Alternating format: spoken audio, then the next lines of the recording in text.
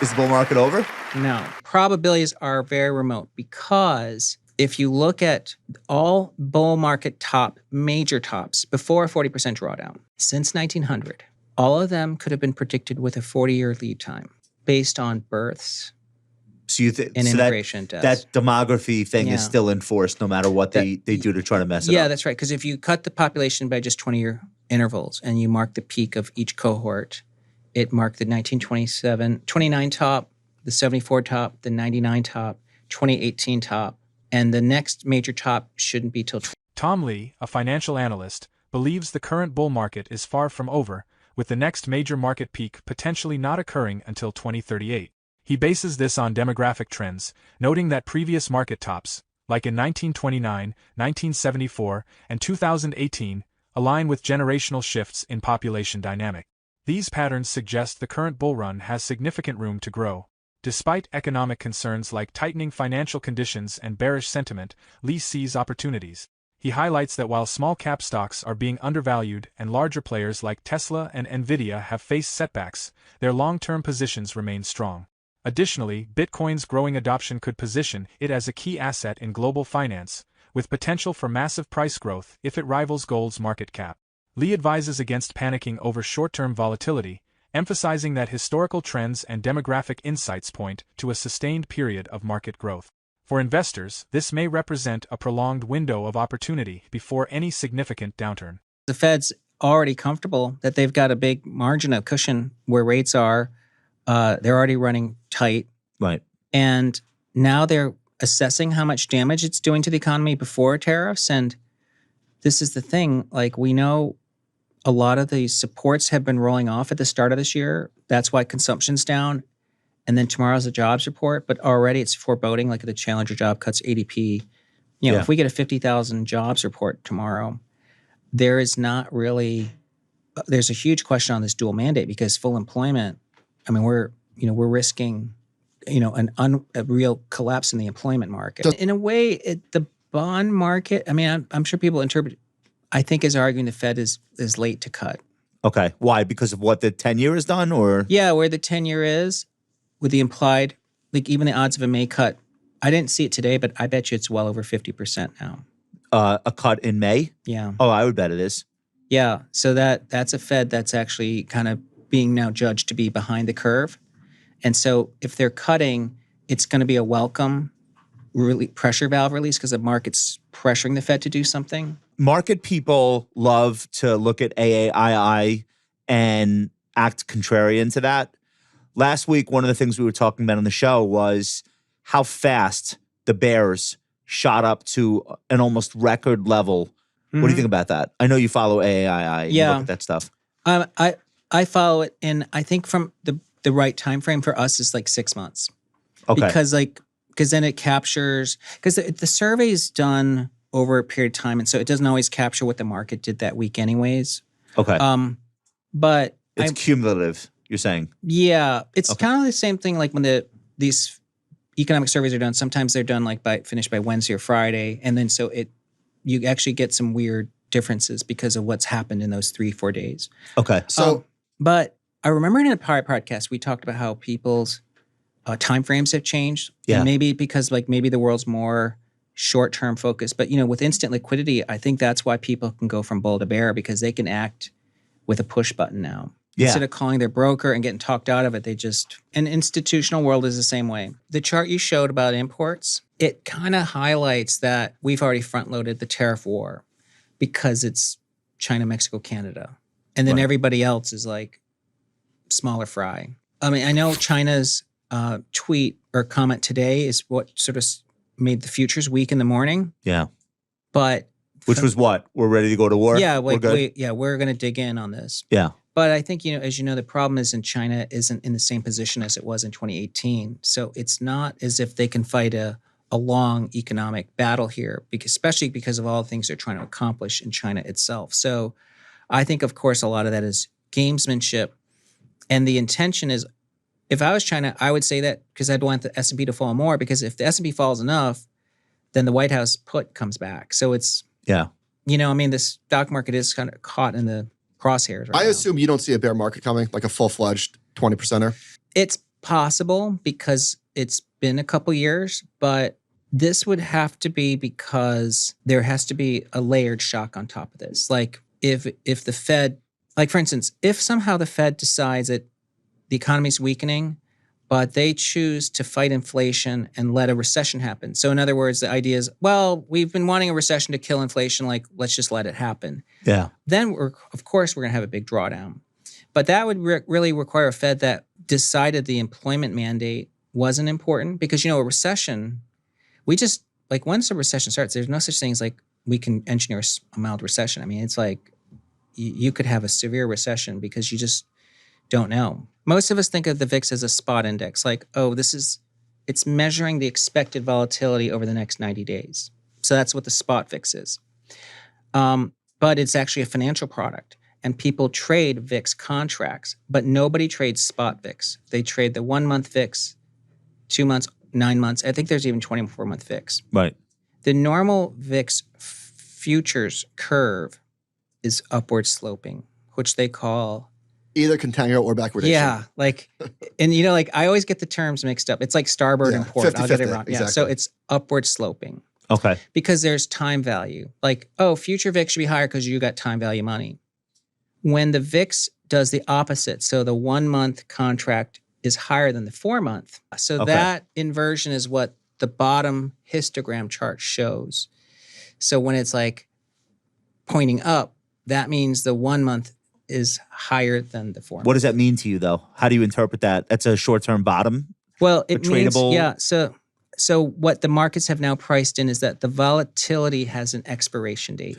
Oh, okay. Got it, right? Because now you know it's going to So be now you within can the next see 3 through- months. If you have a time frame beyond that contract, then you're like, oh, well, volatility's going to be lower in 4 months. And we all know if vol's down, value at risk goes up. So if 4 months from now, volatility's down, risk is on. Tom Lee, a noted financial strategist, predicts that the current bull market has the potential to last until 2038, driven by demographic shifts and generational economic patterns.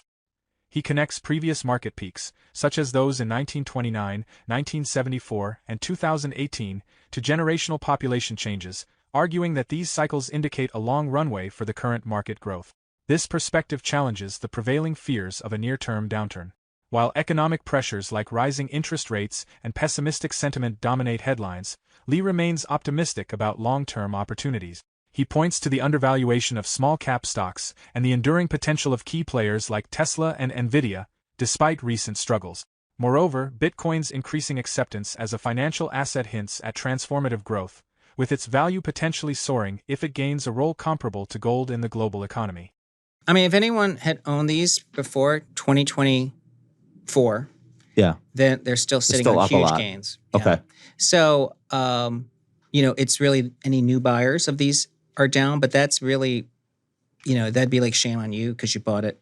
You bought the highs. Yeah. Okay. But I look at this and I'd say, you know what? I think Tesla and Nvidia, they've been hit the hardest. Do I think that their future trajectory is worse? I actually think that they still look like great companies, and it's not like in Tesla's case, it's not like their competitive position has worsened. It's probably strengthening. Tesla's competitive position relative to other EV companies. Yeah, and their leadership in, let's say that there's, like, if you ask a technologist, what's the next big thing? It's going to say robots. Tesla's, country mile ahead of a lot of people on robots. Okay. So it's not like being down 35% has changed their competitive position. Is the bull market over? No. You don't think so? The bull market, I would be surprised if it's over. So I shouldn't say no like I know, because I don't know. I'm sorry. But I'd say the probabilities are very remote because if you look at all bull market major tops before a 40% drawdown, since 1900, all of them could have been predicted with a 40-year lead time based on births. So you think and immigration deaths. That demography thing is still in force no matter what they do to try to mess it up? Yeah, that's right. Because if you cut the population by just 20-year intervals and you mark the peak of each cohort, it marked the 29 top, the 74 top, the 99 top, 2018 top, and the next major top shouldn't be till 2030. So you're not... I've seen this chart, and I'd say I don't necessarily have problems with how this is constructed. That being said, But the one thing I'd say is that there's wide distributions in year 3. So there's actually plenty of 20% years. Okay. So it's not like, because this chart makes it look like you're only going to be 5% and like you hover like It doesn't show EKG. all of the distributions. Yeah. So this is because as wide the distributions are, year 3 also reflects bull markets end and then you have a huge decline.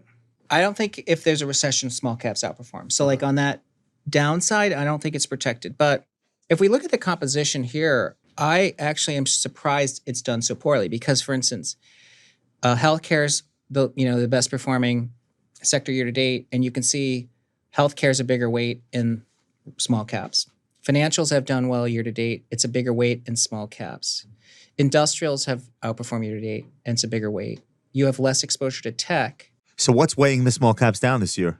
I think it's the push button because just people saying sell small caps. It's higher beta. Yeah, so they're derating. They got cheaper. Okay. Oh, Not wow. because- Small caps are down 15% in a 50% drawdown. I didn't realize that. Yeah, so that it's not like someone's doing relative value. As I you know, agree what's with you. working this year is like financials, industrials, healthcare. That's like that's already more than half of the Russell. So it should be a good index, but and I think the individual stocks have been, but as an index, hasn't worked. How are we getting to 5 million?